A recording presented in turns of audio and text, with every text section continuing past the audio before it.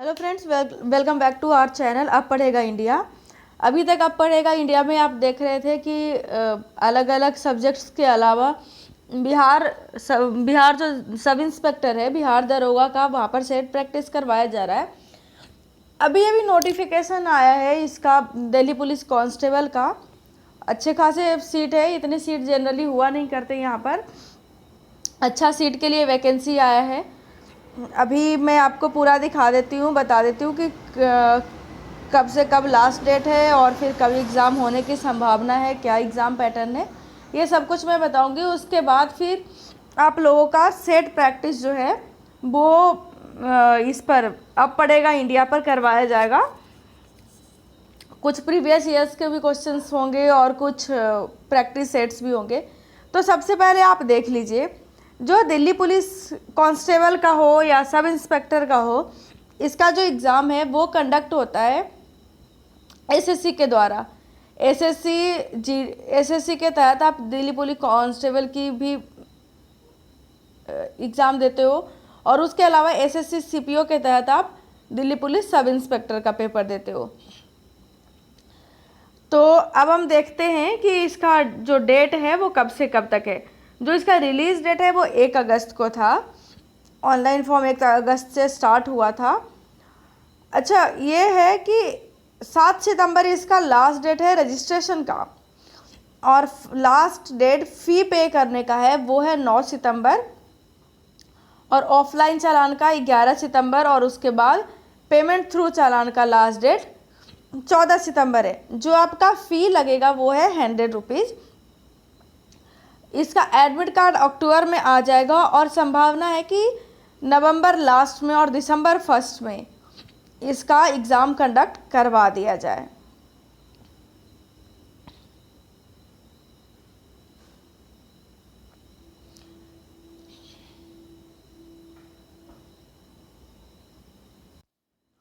अच्छा, इसमें हम सीट की संख्या देख लेते हैं। इसमें जैसे अलग अलग कैटेगरीज के लिए जो है सीट, वो आप देख लीजिए। जो जनरल कैटेगरी में है, यहाँ पर लिस्ट जनरल कैटेगरी, ईडब्ल्यूएस तो आपको पता होगा, जो इकोनॉमिकली वेल्थ शेड्यूल्ड है वो उनका है। ये जो जनरल कास्ट में जो रहते हुए जो वेल्थ के मामले में जो इकोनॉमिकली बैकग्राउंड में है उनके लिए ये है। ओबीसी का, एससी एसटी। अच्छा, कांस्टेबल्स मेल के लिए जो संख्या है जो जनरल कैटेगरी में है वो 1681 है, ईडब्ल्यूएस में 334, ओबीसी 662, एससी 590, एसटी 157। ये हो गया मेल के लिए। और फीमेल के लिए जो है अनरिजर्व्ड में है वो है 933, ईडब्ल्यूएस में 203, ओबीसी 387, एससी 328, एसटी 94।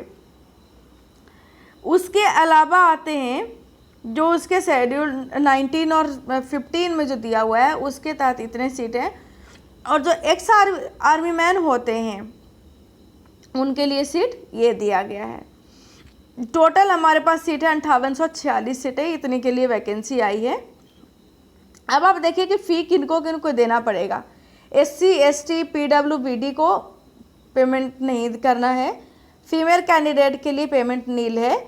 जो अदर कैटेगरीज हैं मेल में उनके लिए 100 रुपीज़ है। इसका मतलब है कि अदर कैटेगरी का मतलब हो गया आपका कि मेल, फीमेल, एक्स सर्विसमैन में भी जो लोग फीमेल नहीं, मेल में जो हो गए, अनरिजर्व्ड में हो गए, ईडब्ल्यूएस में हो गए, ओबीसी में हो गए, ये इन्हें पे करना है। आगे हम देखते हैं,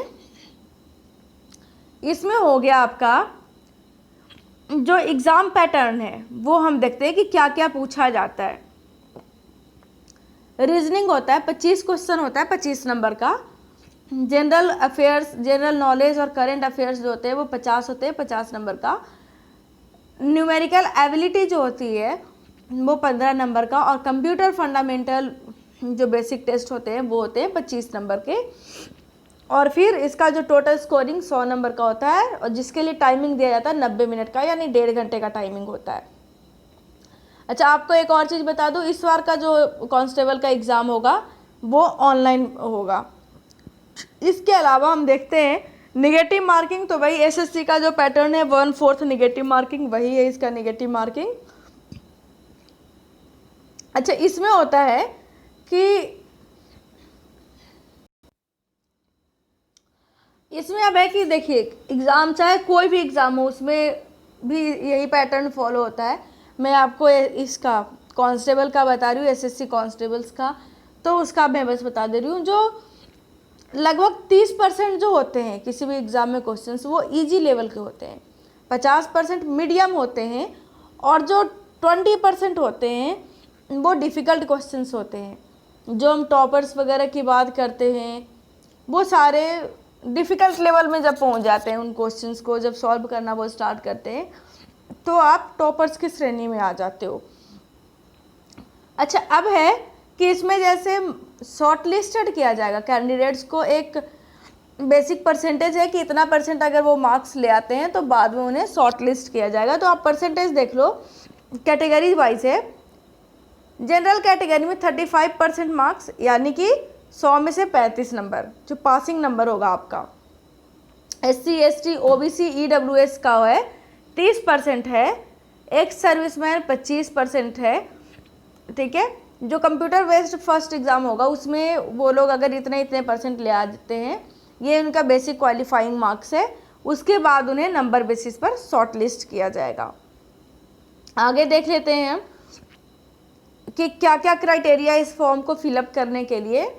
नेशनलिटी और सिटीजनशिप आपकी इंडियन होनी चाहिए।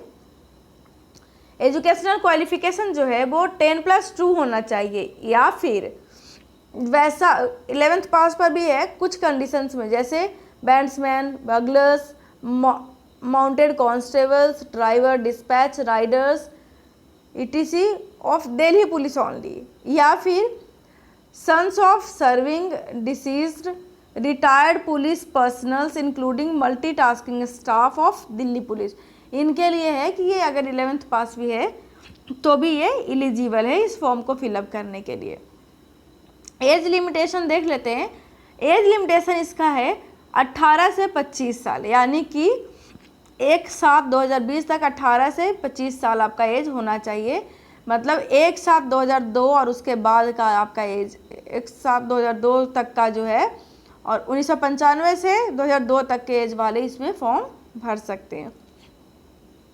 अब देखते हैं कि मैक्सिमम 5 ईयर का जो छूट है शेड्यूल्ड कास्ट को, SC और ST को वो दिए जाएंगे, 3 साल OBC को दिए जाएंगे और 5 साल का छूट दिया जाएगा sportsman of distinction who have represented A state at the national level.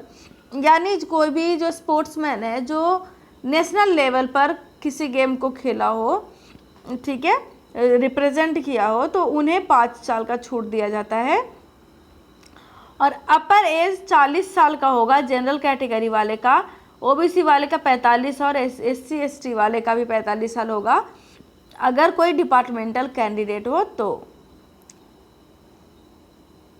और अगर किसी सर्विसमैन का जो डिसीज पुलिस पर्सनल्स या मल्टीटास्किंग स्टाफ जो दिल्ली पुलिस में था, उनका जो होगा बच्चे वगैरह उनके जो होंगे, उनको 29 साल तक का छूट है। आगे देखते हैं हम इनका अच्छा, उसके अलावा है एक और चीज़ है इसमें, एक और क्राइटेरिया है, एक और कंडीशन ये है कि अगर मेल कैंडिडेट है तो उनके पास ड्राइविंग लाइसेंस होनी चाहिए, LMB मोटरसाइकिल्स और कार का उनके पास ड्राइविंग लाइसेंस होना चाहिए मेल कैंडिडेट्स के लिए सिर्फ। और वो आपका जो लर्निंग जो होता है लाइसेंस वो एक्सेप्टेबल नहीं है। और ये कब तक होना चाहिए, जो प्री एग्जामिनेशन होता है या फिर MT होगा उस तक उनको क्या है लर्निंग ड्राइविंग लाइसेंस उस समय तक इनका ओरिजिनल बना हुआ होना चाहिए। ओके, अब हम बात कर रहे थे इसके सिलेबस पर। जैसे सब्जेक्ट तो हमने देख लिया, अब सब्जेक्ट वाइज देख लेते हैं कि आखिर कौन कौन टॉपिक से क्वेश्चंस आएंगे।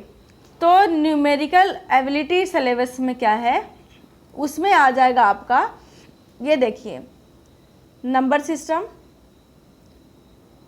कंप्यूटेशन ऑफ होल नंबर्स, जो होल नंबर्स और वो सारे नंबर्स वगैरह के बारे में जो देखते थे, decimal, fraction, relation between numbers, fundamental arithmetic operations, percentage, ratio proportion, average, interest, profit loss, discount, mensuration, time and distance, ratio and time, time and work. Hindi में आप तो इंग्लिश में समझ गए होंगे वैसे इसका नाम, जो एवरेज हो गया, औसत हो गया, इंटरेस्ट यानी दर हो गया, लाभ हानि, जो बट्टा का जो क्वेश्चन करते थे वो हो गया, समय और काम हो गया, समय और दूरी हो गया, अनुपात और समय हो गया। उसके बाद आपका हो गया नंबर यानी संख्याओं के बारे में, भिन्न के बारे में, नॉर्मल सा बिल्कुल बेसिक लेवल के मैथ्स यानी 10th लेवल का जो मैथ्स है वो आपसे पूछा जाएगा। उसके अलावा करंट अफेयर्स और जनरल नॉलेज का क्वेश्चन हम देख लेते हैं। तो जनरल नॉलेज में आपको बेसिक क्वेश्चंस जैसे रिलेटेड टू स्पोर्ट्स हो गया, history, culture, geography, Indian economy, polity, Indian constitution यानी भारतीय संविधान, जो वैज्ञानिक खोज होते हैं उससे रिलेटेड क्वेश्चन आएंगे, इतिहास, भूगोल, जो ये राजनीति शास्त्र है, ये सारे से जो बेसिक जनरल कंपटीशन में पूछे जाते हैं क्वेश्चंस वो सारे रहेंगे। अच्छा, इसमें कंप्यूटर का जो क्वेश्चन है वो है 25 नंबर का, तो वो आप ध्यान दें कि कंप्यूटर में क्वेश्चन आएगा कहाँ से। कंप्यूटर फंडामेंटल से क्वेश्चंस आएंगे, MS एक्सेल से आएंगे, MS वर्ड से, communication, internet, WWW web browser, ये सारे से क्वेश्चंस आएंगे। MS एक्सेल से वही नॉर्मल सारे क्वेश्चंस। हाँ, उसके अलावा मैं आप लोगों को एक सजेशन देना चाहूँगी, क्योंकि दिल्ली पुलिस वालों के साथ उनका वर्क कल्चर मुझे पता है, अच्छे तरीके से पता है कि क्या उनका वर्क कल्चर है, कैसे है। मैंने इवन उनके साथ ट्रेनिंग करी है तो मुझे पता है।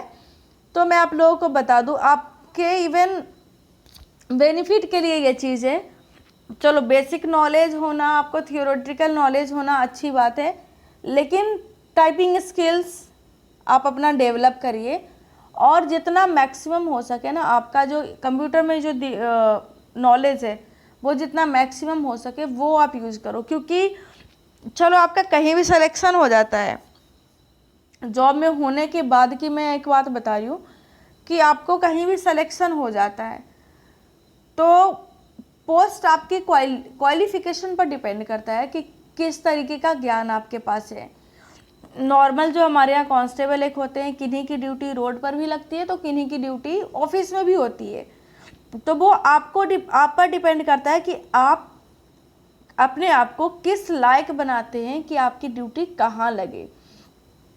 जो राइटर्स वगैरह होते हैं ये सारे कांस्टेबल्स ही होते हैं। बिल्कुल जनरल शिफ्ट की आपको तब उस टाइम में ड्यूटी मिल जाती है, सही रहता है।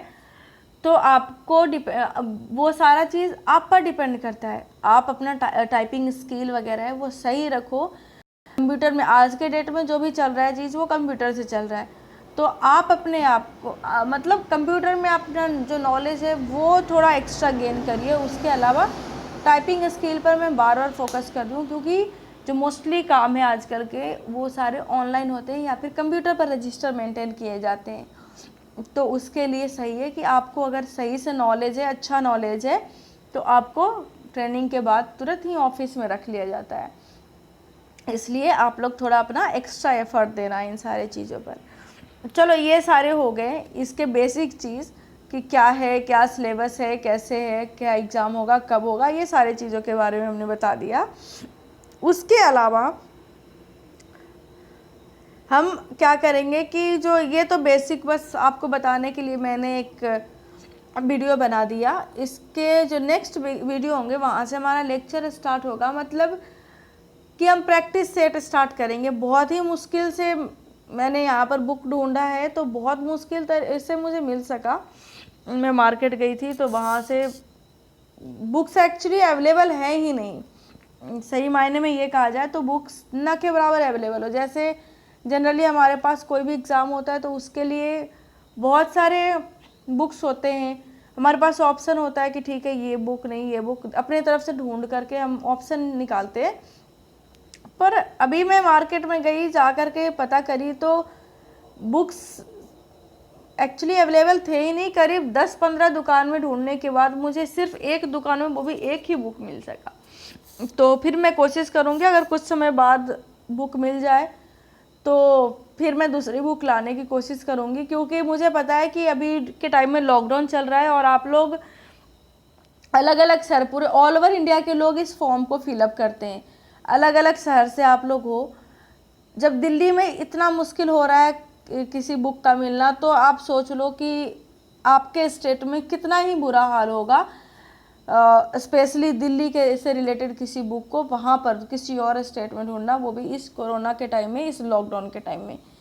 इसलिए मैं कोशिश करूँगी कि जो भी हमारे पास बुक मिल जाए, जिस भी पब्लिकेशन का मिल जाए, तो मैं उसे लाने की कोशिश करूँगी, जिससे कि आप लोगों की पढ़ाई में या आप लोगों के एग्ज़ाम में कोई दिक्कत ना आए।